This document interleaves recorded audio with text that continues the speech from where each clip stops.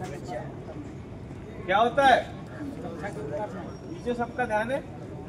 हाँ, ध्यान है ना? मैं किसी को भी आगे बुला के बोलने के लिए बोलूंगा। तो हम लोग सुरक्षा के उपकरणों के बारे में बात करते हैं। जो भी सुरक्षा के उपकरण होते हैं, मतलब साइड पे मैंडेटरी मतलब अनिवार्य पीपीई कौन से होते हैं? हाँ, नहीं, अनिवार्य में आता है तीन ही चीज आता है, हेलमेट, जूता और जैकेट।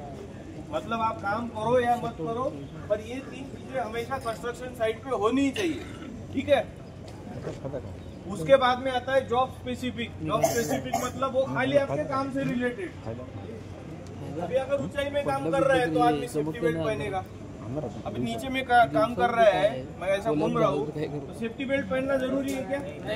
नहीं है ना। पर वही अगर मैं ऊंचाई पे काम कर रहा हूँ, मतलब स्कैफोल्डिंग के ऊपर में काम कर रहा हूँ, तो मुझे ये सेफ्टी बेल्ट पहनना जरूरी है, ठीक है?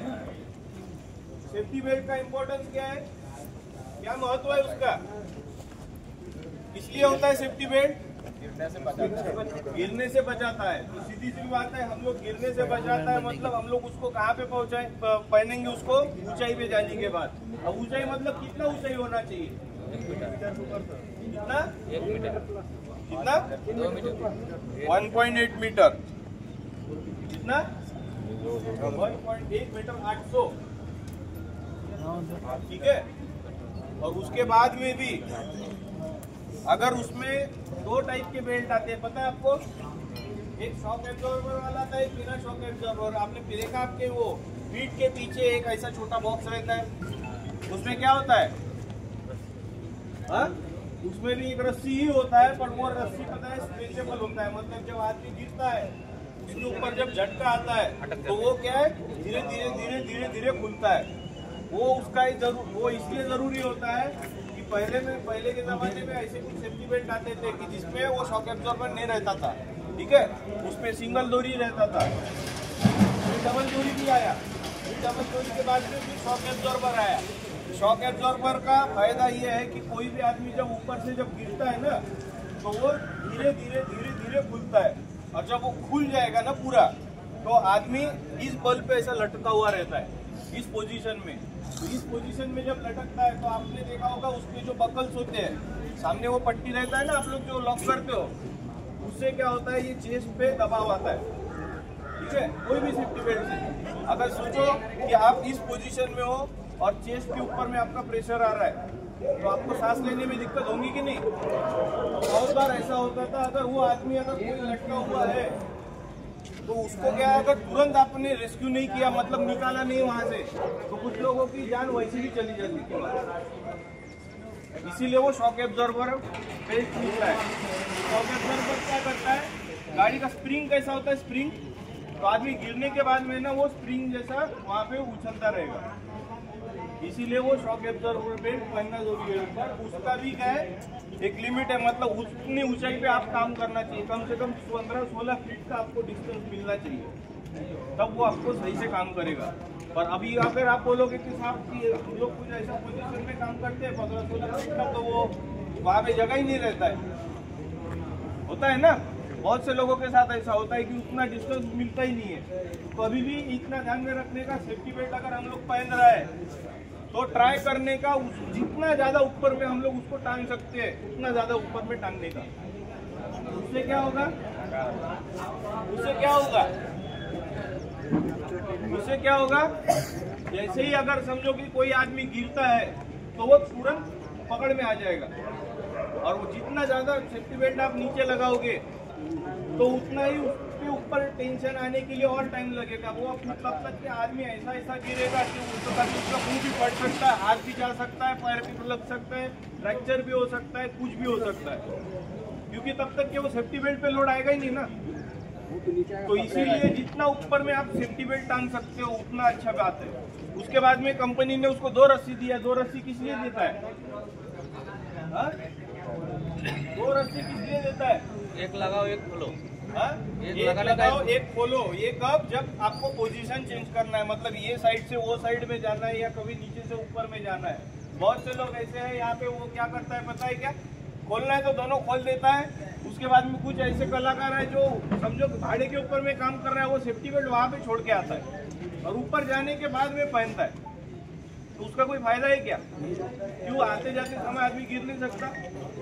पता है ना आप लोगों को, आप जब शटरिंग का काम करते हो उसमें वो शटरिंग के प्लेट में ऑयल लगा हुआ रहता है, ऑयल लगता है, ग्रीस लगता है, उसी प्लेट के ऊपर में हम लोग दिन भर चलते रहते हैं।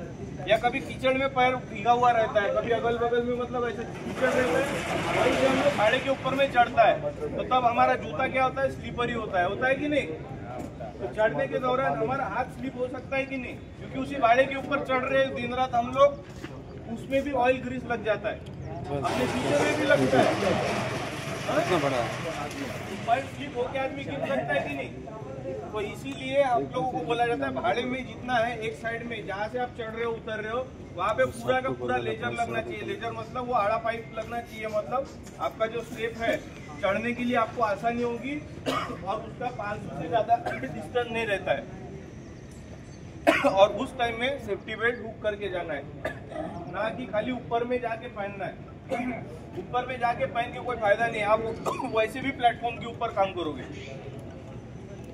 और जिस जाली के ऊपर काम कर रहे हो आपके अगल में मिड रेल टॉप रेल लगा होना चाहिए। मिड रेल टॉप रेल क्या है? जो पाइप होता है ना, एक कमर के लेवल पे होता है, एक थोड़ा ऊपर में होता है, एक 500 से 600 के बीच में होता है, 1000 से 1200 के बीच में होता है। समझ में आया क्या? मिड रेल टॉप रेल क्या होता है? जिस भी भाड़े के ऊपर में काम कर रहे हो, अगर समझो कि भाड़े के ऊपर नहीं काम कर रहे हो तो आप ये ब्रैकेट के ऊपर काम कर रहे हो, ये ब्रैकेट के ऊपर में भी देखो दो पाइप लगा हुआ रहता है, होता है कि नहीं है? होता है कि नहीं है? होता है ना।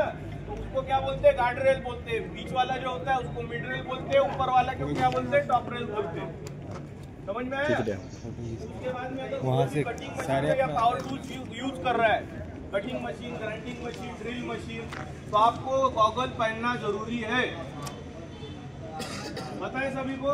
कोई हैमरिंग मशीन चलाता है, कोई कीपिंग मशीन चलाता है, उसको गॉगल पहनना जरूरी है। इसलिए पहनना जरूरी है कि जब भी वो कंक्रीट अगर ब्रेक करता है या ग्राइंडिंग करता है, ड्रिलिंग करता है, उसमें से कुछ जो स्पार्क निकलते हैं, या चॉप्सा कटर चला रहा है या ग्राइंडर चला रहा है, छोटा वाला ग्राइंडर, उसमें से जो स्पाइटर निकलती है या कोई कंक्रीट का धूल उड़ता है, डस्ट उड़ता है, वो आपके आँख में जा सकता है।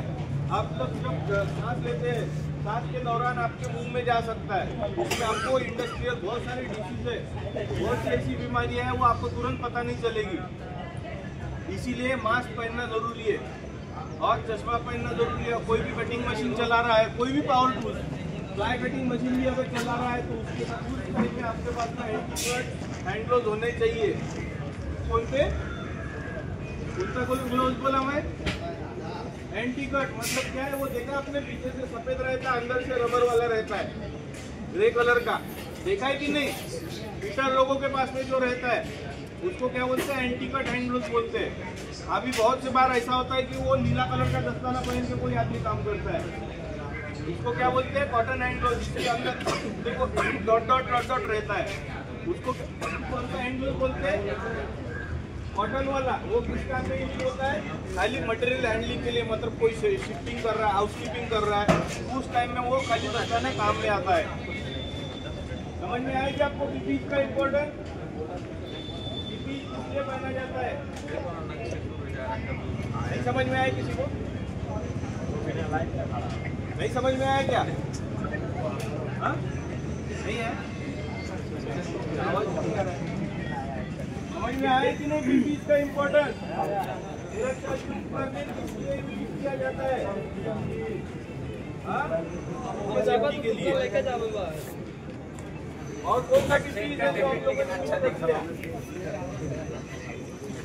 है और जो हम लोगों ने कवर नहीं किया?